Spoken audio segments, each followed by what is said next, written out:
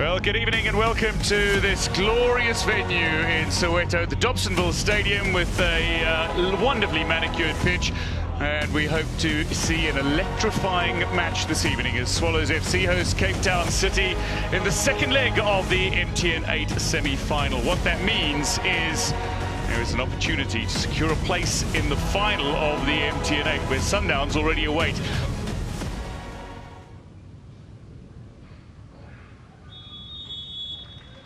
Moment of silence for those who've lost their lives to the COVID-19 pandemic, and then all the frontline workers.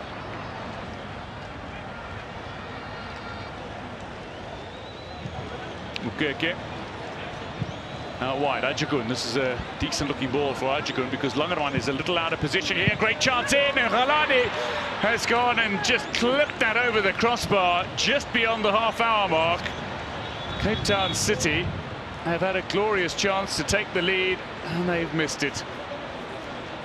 You're going to say Fakhri, yes. Yes, Lake misses it. Challenges have been bigger for the players now to weight their passes that well, because anything a little bit more pressure on the ball is going to stray a little bit forward or even wide of the intended recipient. Delivery into the area, and beautifully buried by Galani. Surprise, surprise, it is surprise. We have a goal in the third match between these sides.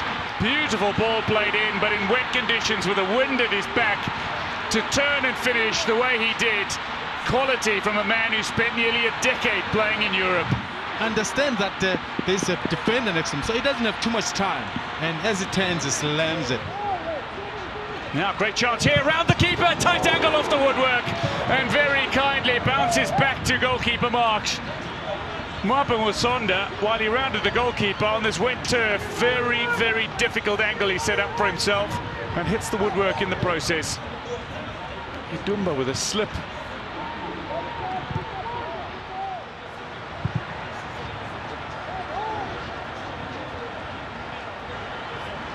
Ball into midfield here, no problems or offside. Keeper thought he'd come out, and lovely chip. This is going to be it. Will this seal the game? How delightful a finish from Fakhri Lakay. And if you thought Halani's finish was spectacular, it's matched by the brilliance of Lakay. Cape Town City are flying high at the home of the Dube Birds. Swallows need 3 to stand any chance of advancing, and I suspect we're in for a Sundowns City final.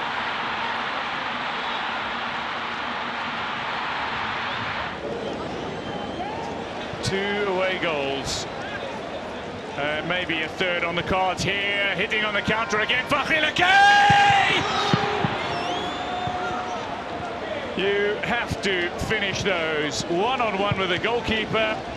Gee, how did he miss that? I don't know. But when he got past Langerman, I thought, this is it, he's got it. Marks, goalkeeper who enjoys distributing the ball with throws rather than from the boot. Nothing wrong with that if you can control your accuracy and indeed grab distance. This is a fine-looking run here. A situation in which scrambling is Swallows, and easy for the tap-in. It's a third for City, who are rubbing salt in the proverbial wound here as Halani grabs his brace and Eric Tinkler gets to celebrate. He is on his way to a 5th domestic final, and indeed on his way to a 7th overall. For Makola, there's a man who can take free kicks. Curling ball in, and it's buried. And a team that scored 4 goals in 6 matches this season has just scored 4 goals in a game. They are not just marching to the final, they are utterly romping into the final. The defenders were poor on the day. If you look at how Dove, right in the center, and he gets a free header, nobody next to him to put him under any sort of pressure. For Swallows, they will focus on their next league match, which incidentally is against Mamelodi Sundowns, and that comes up this weekend. For Cape Town City, they've got Orlando Pirates next in Cape Town, but they have advanced to the final and a chance to win this trophy for the 2nd time in their 5 seasons of existence. 4 goals on the night. They win 4-0 on aggregate here in Dobsonville. Coach Eric, appreciate your time. Thoughts, please. Yeah, to be honest with you, Pums, I don't think we were very good in the first half. I think first half structurally we struggled to deal with them. Our pressing strategy really didn't work, what we had planned, at training. And they created us a number of problems. Mokoena was playing a lot higher than we expected him to play, and they played literally with 4 up against us, and when they came into the half pockets, we didn't track them, we didn't follow them, and then it was very easy for them to get through the build-up phase into the creation and into the final phase. So they caused us a lot of problems, in that first half. We spoke about it at halftime, where we needed to fix it. I made one change to the lineup in bringing in Nodada and taking out Ajagun, just to freshen up that midfield 3 a little bit, so we had slightly better pressing against them. But yeah, the second half started pretty much the same as the first. We struggled that first 10-minute period, but I think once we got that goal, I think that's when the game turned on its head.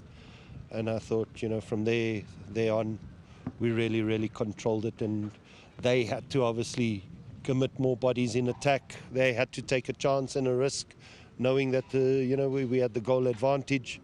And when they done that, we obviously opened them up and got the other goal. So I'm happy, and for the team, we said we've been working extremely hard in that final third to score goals, and we got them this evening, and hopefully that now builds the confidence and the morale of the team. And the psychological side of the game is so important. A lot of people don't see that, and I think we needed this result tonight, leading up to obviously the game on the weekend against the Orlando Pirates.